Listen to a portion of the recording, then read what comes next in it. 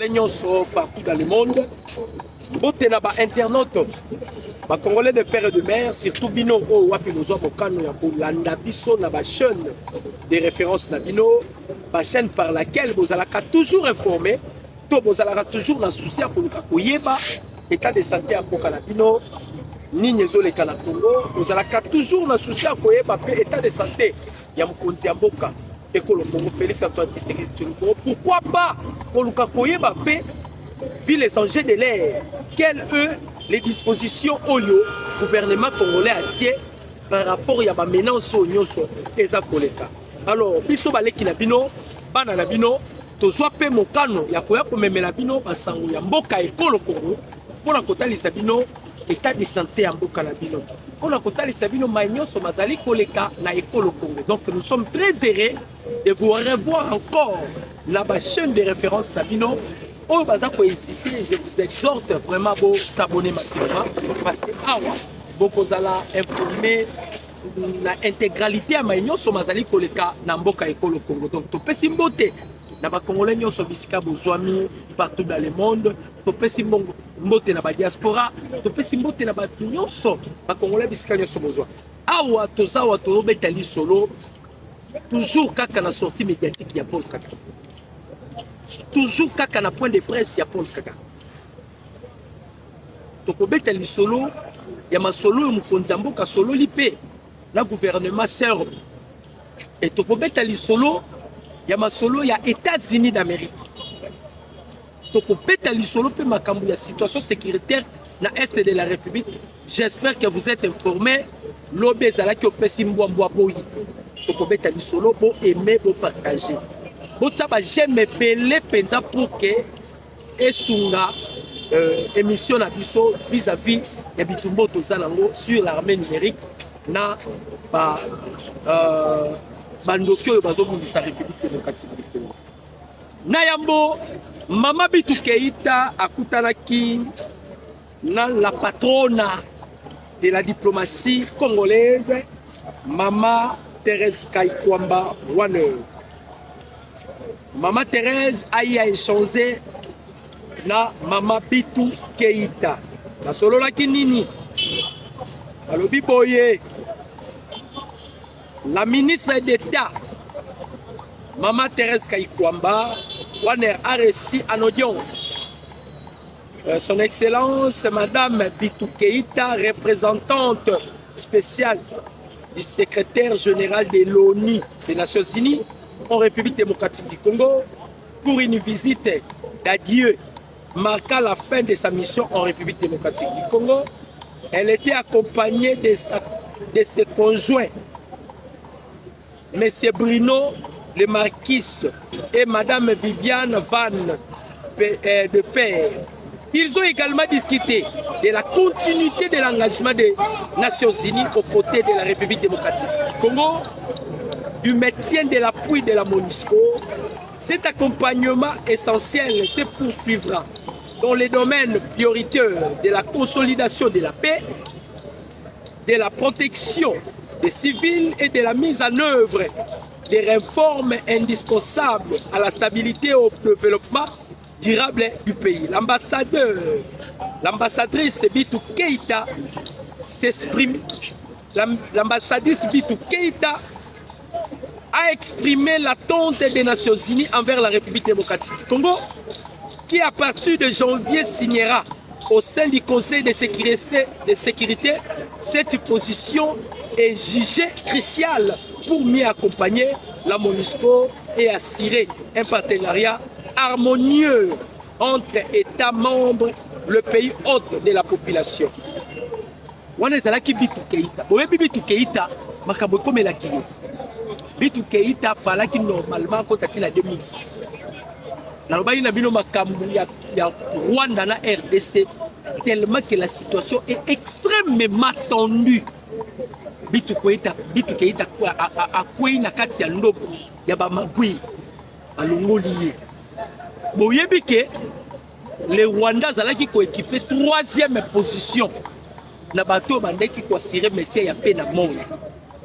Rwanda bandeki kotinda même ba militaire na ye na MONUSCO.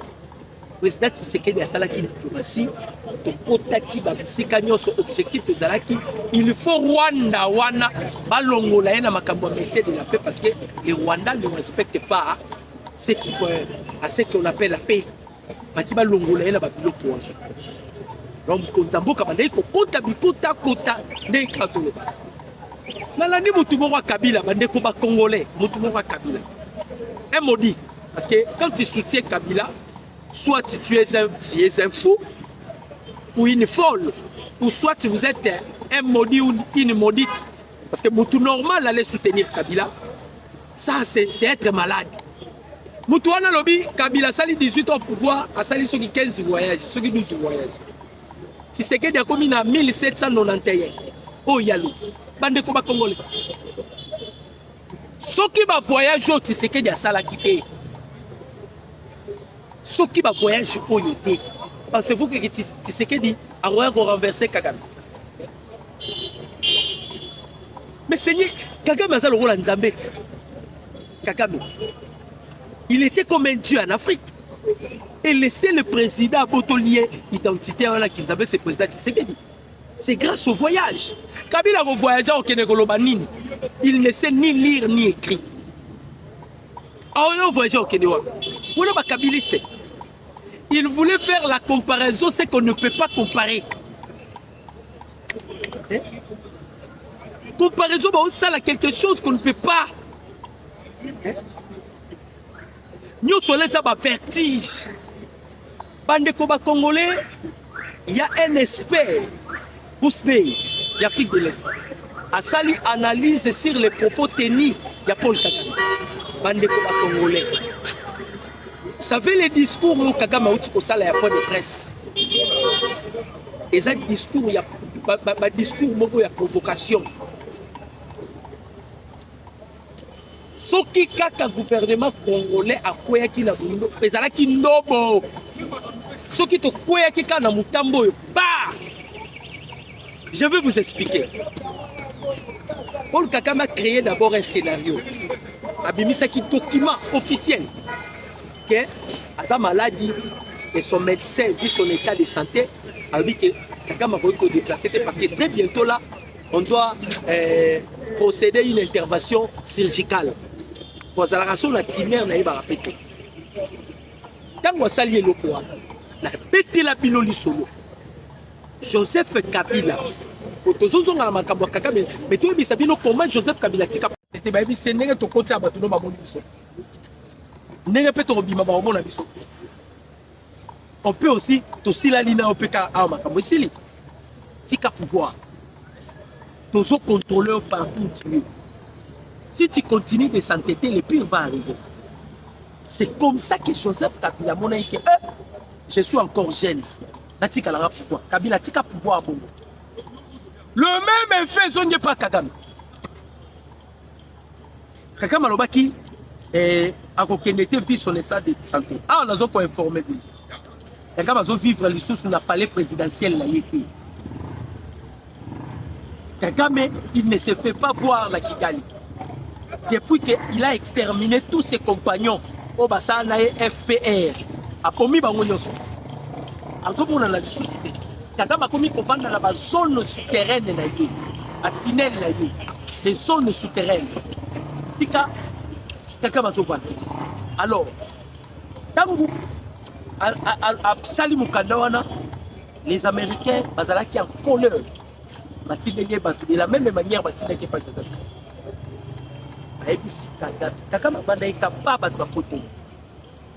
Kagame Kagame décembre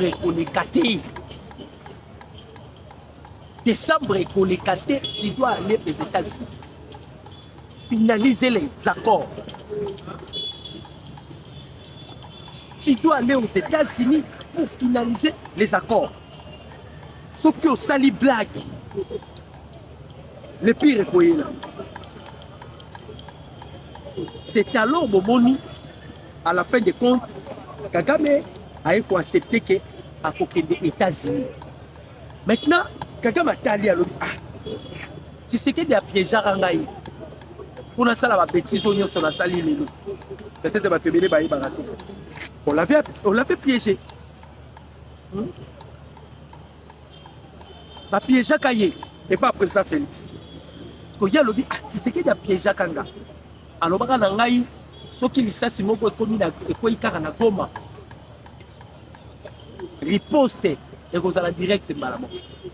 Or le président Tshisekedi voulait exciter Kagame parce que bisika nyoso mokonda mboka bandai ko kende ko kota ko sala ba diplomatie bandai ko tuna kaka Tshisekedi loko moko avez-vous des preuves?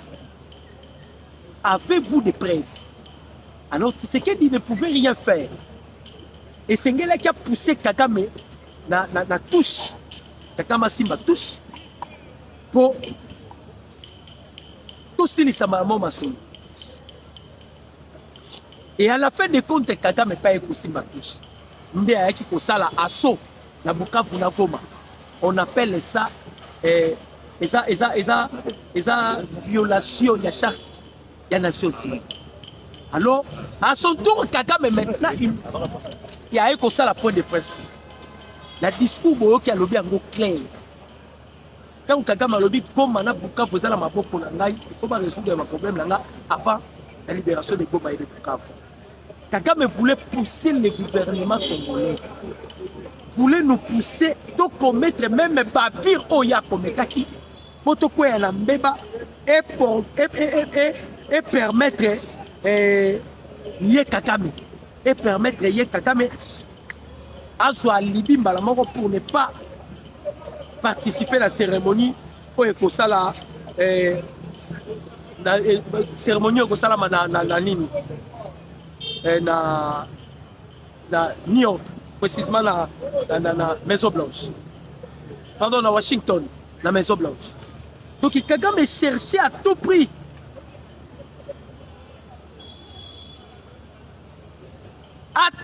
Kagame Zoluka à tout prix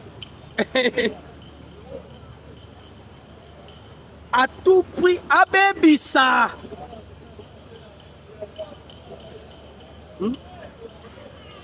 abebisa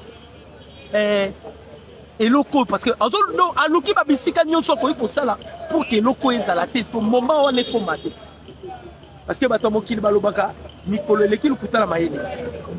Kagame ne pensait pas que tu recommenceras le jour en haut. Il y a des bagatés. Il y a des bagatés. Kagame il y a des bagatés que tu recommenceras le jour en haut. Alinga ke sala. Sikoyo. Lenga moni que tu komi mukolo ngo meta il voulait a komi koluka. Tout ça la ndenge nini pour que eloko yo esimbate. Tout ça la ndenge nini. Pour na sali ba façon na sali nyonso na ko sala pour pousser même gouvernement congolais pour exciter même gouvernement congolais ba ko ya tala mutapu na ngato na ndobo nanga ça n'a pas marché. Ça n'a pas marché. Dès que le barakaka et là on est logo ya ngonga nango. Parce que à sali discours pour créer ma psychose. Pour nous tomber le gouvernement congolais et Rezma. Les analystes Bapandi Balobi, Waneza Mutambu, ne faut pas que le gouvernement congolais accueille la biloko.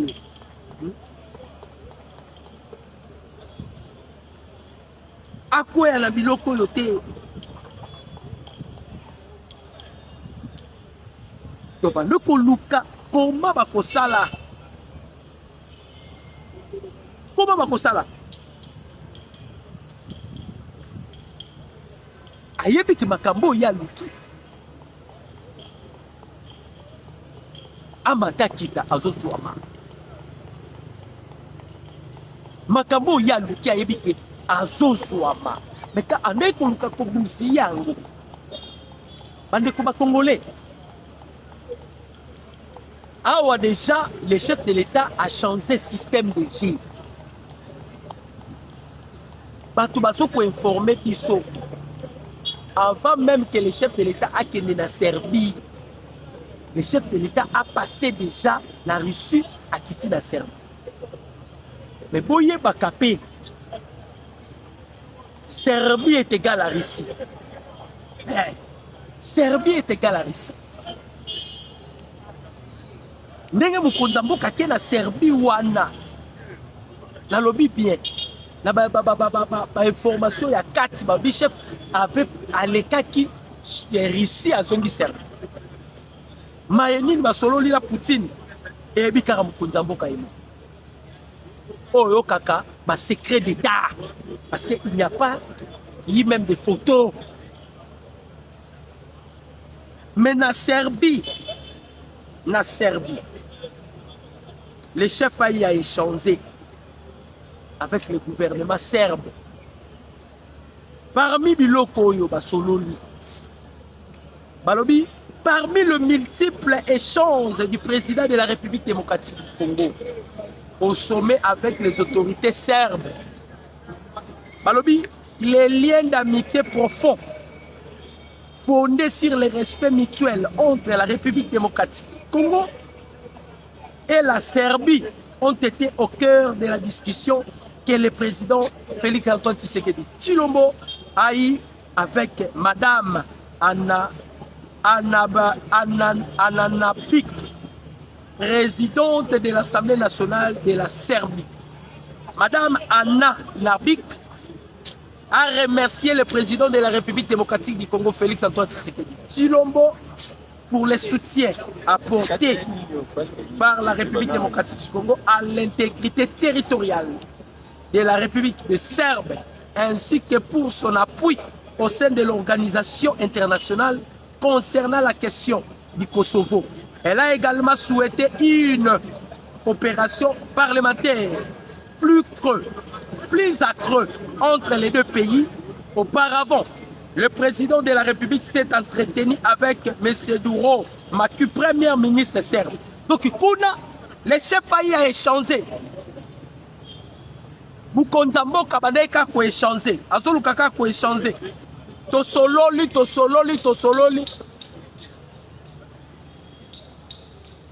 Tosololi na.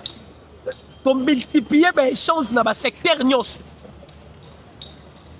Ezala ngo ba robomba te. Toke na Serbie kuna bandeko. Matuza. Mukonzamboka quand si vous allez vous souvenir, la Fox News est parmi les chaînes d'Amérique. La Fox News. Le président Tshisekedi américain va soutenir. Qu'attendez-vous par votre homologue qui Kagame? Le président Tshisekedi a lobby. Ngai nazoze la diplomatie, nazoze la jusqu'à ce que nous posons conclusion. Mais j'ai des options sur ma table. Dans une option où est purement politique, c'est-à-dire la diplomatie, et j'ai une autre option où est force, c'est-à-dire ça, c'est l'armée. Si Kagame, homologue Nangai, il va accepter que Tokende na Kimia, on va utiliser l'option diplomatique. Mais ce que Kagame a continué de s'entêter, on va utiliser la force. Or que Kagame, Kabila, espoir na bango zalaki na bajet na lobi na bino par semaine. Bazanga akokanga ba officier supérieur par semaine. Et selon les informations peut tozana yango, plusieurs officiers supérieurs basalaki pacte na Joseph Kabila. Officier supérieur, mais là, qui partenaire Joseph Kabila. Parce que Joseph Kabila a comment déjà pour se sentir à Zokende. Tellement Zala qui mutaba loko ya bakisio. Kabila a eu à faire de pacte de ne plus se trahir. Mais là, voilà la raison pour laquelle vous voyez les officiers sont prêts. Il y a qu'à trahir la nation à Bango profit à Kabila parce qu'ils ont fait des pactes.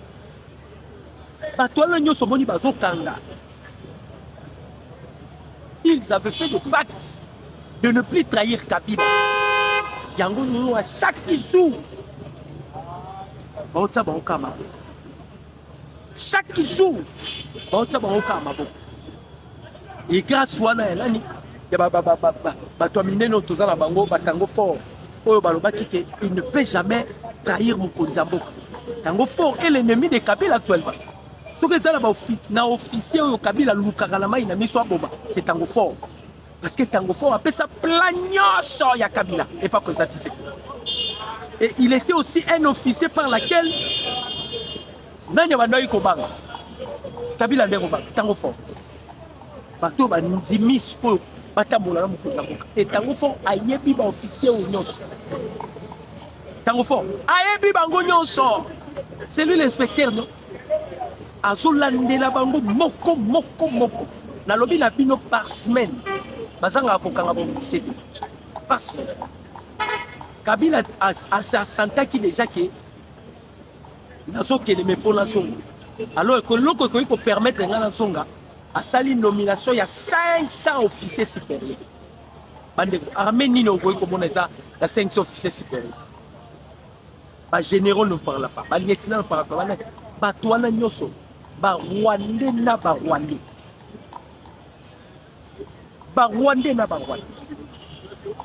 a préparé qui terrain est malamu mais Kabila yeba ki teke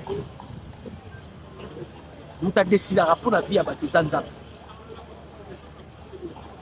lobby bakangi 21 Kenya d'abord marche 19 hommes na 2 femmes les infiltrés bakangi bango na pema bakotisa déjà bato na bango on a bakeni papa a eu toujours vertige au Museveni. Et il pensait que Congo vous allez campir na bango bakosala na ngonyo so balingi. Il pensait ça. Mon de place pas souki. Nanga bouger te. Ba penser à bon. Basuki.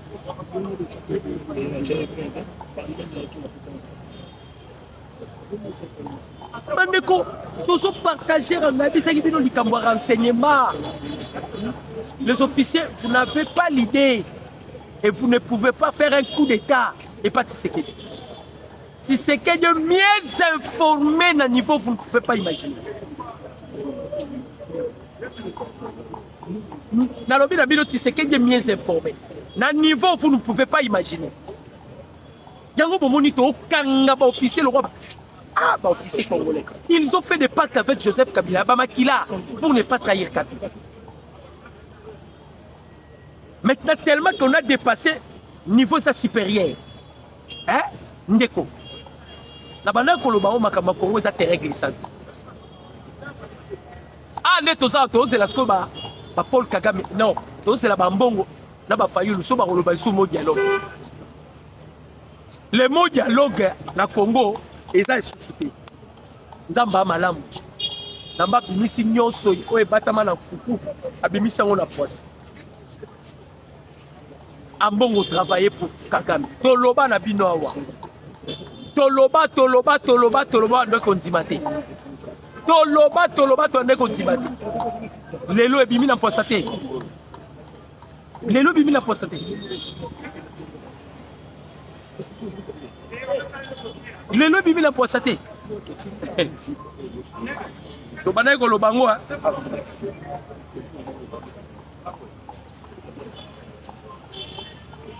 Ah, pe chef de l'État, le bibo matabo kitanga na aucun États-Unis. Hey, vous conditiez à l'obit. Sikoyo, selon Fayulu na boulou ya Fayulu. Et pardon, Paul Kagame, bango tu na ba Fayulu tu tsa na kati. Et il pensait que Kagame sali ba sortie médiatique na ye. Tshisekedi a rejoint palpite. Ah, no bobi Tshisekedi tient. Wane Lima. Eh, wane za Lima.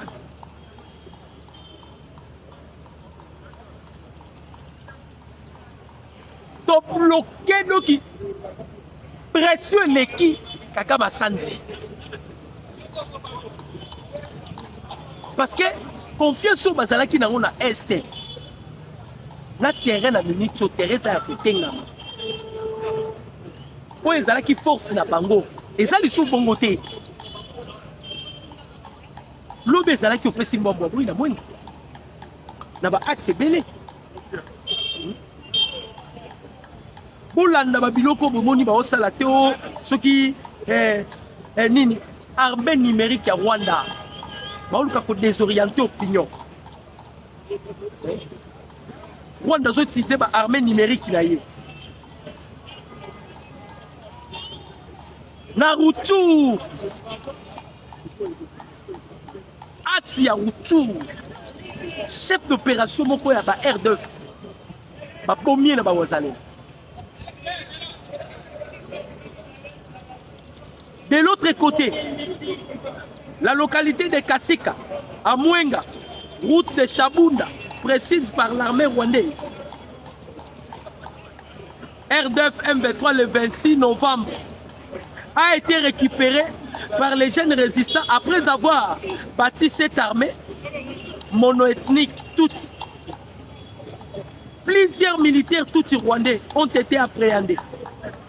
Parmi eux, les Wazalendo dans cet affrontement. Bakangi nani? Bakangi Karegeri. Yoka Kombo. Karegeri. Avant na Rwanda. Babi chef de c'est lui le chef de guerre. Batinda qui est et pas ya Paul Kagame. Karegeri. Batie maboko.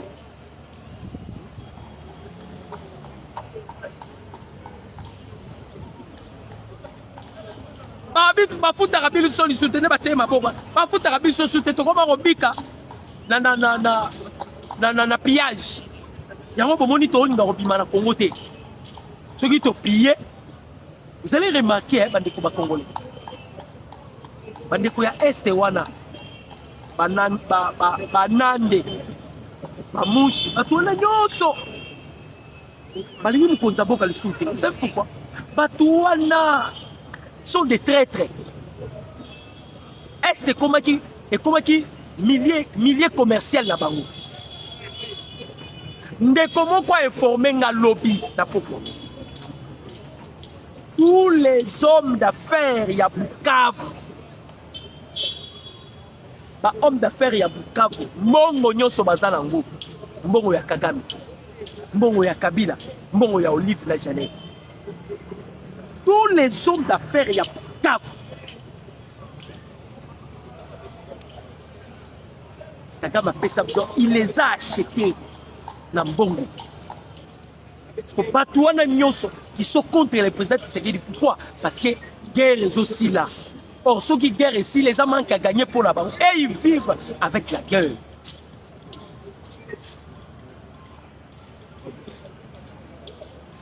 Mukonzaza tellement déterminé, vous allez remarquer que les chefs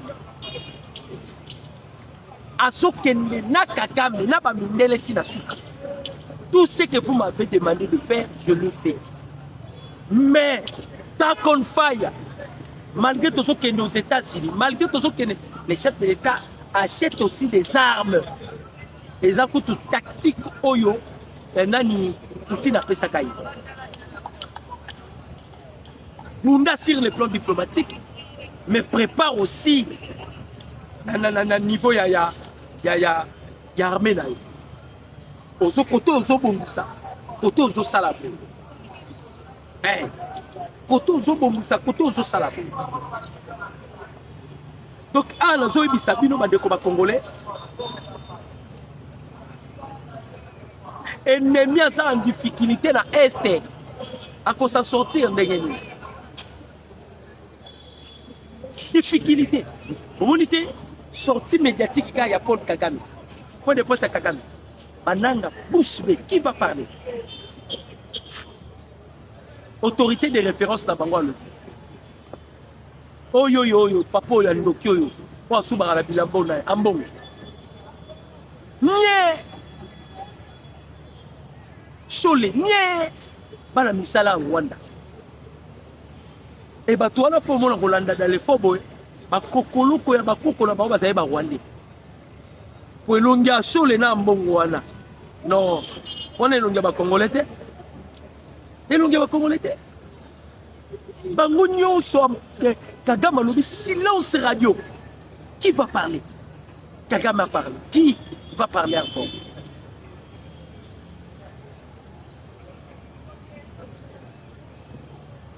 Kagame, il va aller revendiquer le droit naïe aux États-Unis devant Tshisekedi.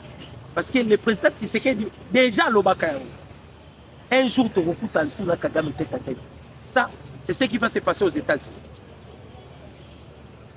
Ce qui va se passer aux États-Unis. Recoute en part à part. Et les Américains ont décidé, William Ruto a zangate. Président Togo a zangate. Pourquoi les Américains alingi batwana bazanga te?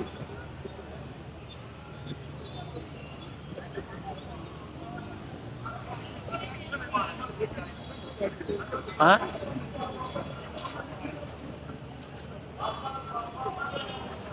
Pas comme Congolais. Ah, bozomona. Batu bazomela siko pema. Parce que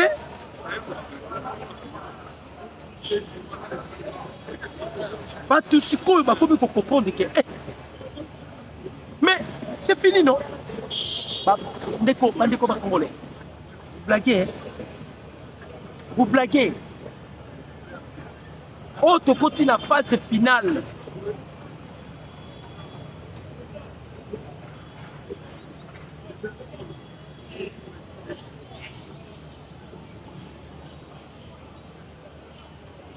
Continue la phase finale, il y a guerre. Et la guerre sera longue et populaire.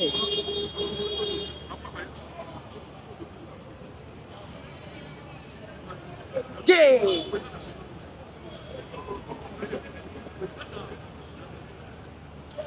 Hein? Quelle raison il y a sur Koyo?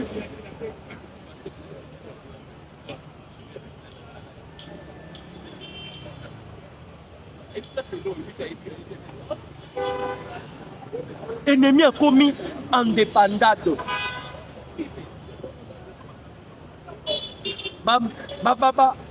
Plan na bango nyonso ba préparaki, ba plan na bango nyonso. En difficulté. En difficulté. Quand on est commis au Kangaba, on est au Kangaba, bon marchand. 21 Kenya. Tout est bon. Entrée, zate, sortie, zate. Entrée, zate, sortie, zate. Alors, Kagame, ceux qui supposent aux Zanzambie, pour qu'il y ait des États-Unis, donc aussi, on lobby que Balukano va traiter Bantoua Nayo. Pour qu'il y ait des États-Unis.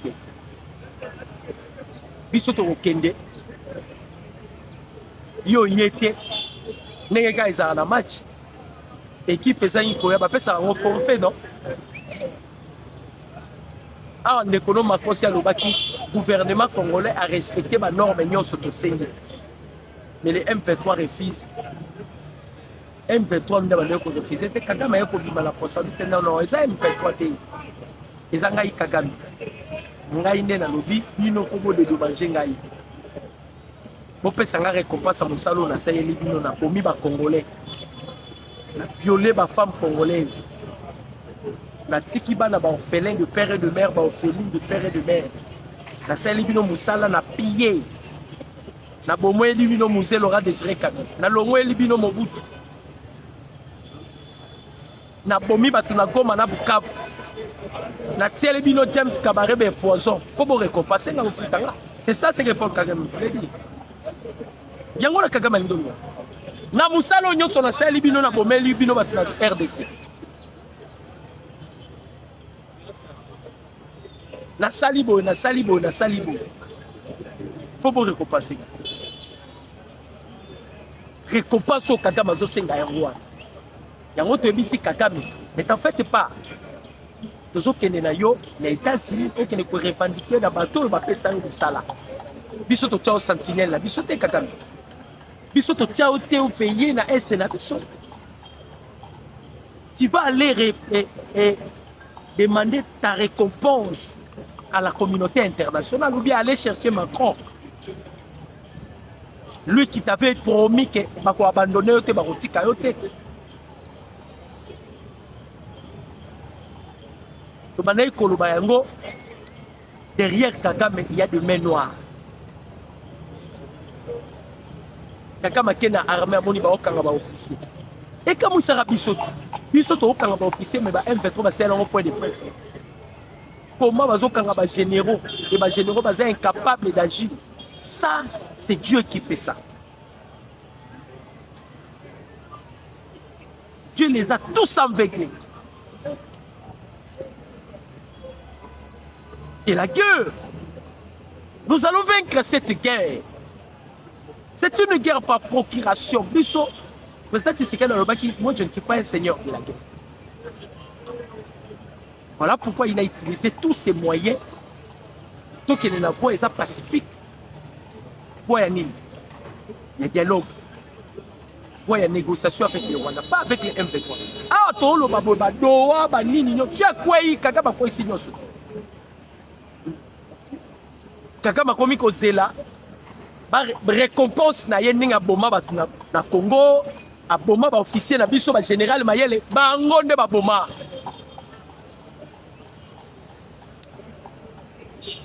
Tous nos officiers là, ba ngonde ba boma.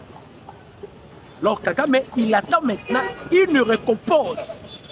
La Fox News, le président Tshisekedi Alobaki, il n'y aura aucune récompense, aucune amnistie, aucune nomination.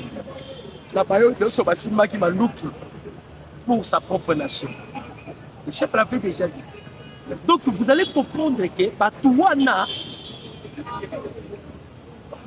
Bakutani na pression au Batikala Kokutana. Pression, il y a un niveau vous ne pouvez pas imaginer. Bako dévier wapi. Bako kima wapi.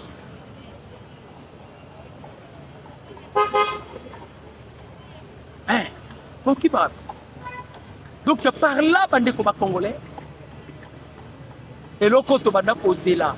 Mbula la mbula. Yango to komi ko koma pembeni. Et c'est Simba ceinture. Et nous devons soutenir le président de la République démocratique. Pour Wapi Abimisi Koyo, Kagame l'emploi, Kagame lobi inutile à Kobomba. Nyonso na osala Tshisekedi déjà yebi. Nyonso na osala Kaikwamba yebi. Barcelona ni Bayern de Munich akati contrat. Visite Rwanda akati contrat. Ba pays belé, ba aide humanitaire et les sociétés. À quoi poto continuer à combattre? Faut bien abîmer. Dit, ngai nde na ngoma na Bukavu na mabona. Bon résoudre nos problèmes na ngai pour la tika. Orokende ko senga récompense wana na paix. Là où vous allez vous retrouver yo Ambongo, Kabila, Chole. Oh yo yo yo yo yo. Et puis les petits konani, Pierre Louara. Ma bibi kapi orokende ko se retrouver bino tout na Cayenne. Mon numéro c'est plus de 143 89 63 95 965. Mon numéro c'est plus de 143 89 63 95 965. C'était avec plaisir. Je dis je vous remercie. Ciao.